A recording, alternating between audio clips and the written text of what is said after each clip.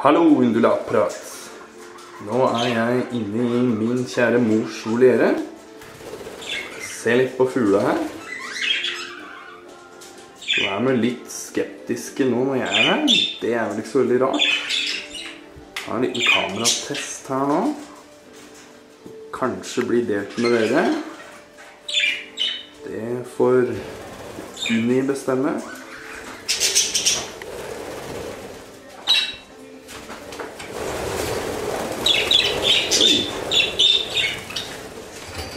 Det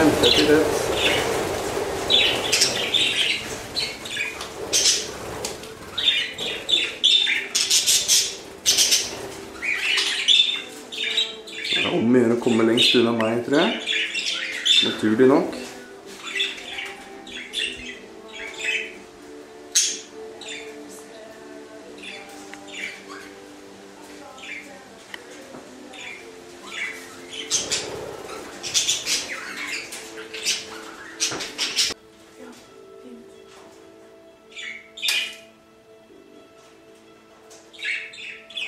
Ser vi toppen, vel?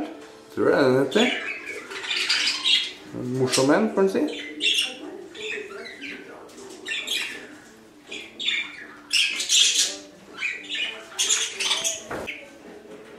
Her vi 3 søtmoser da.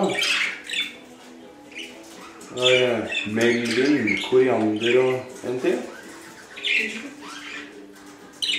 Du kan jo si det du, den står rett ved.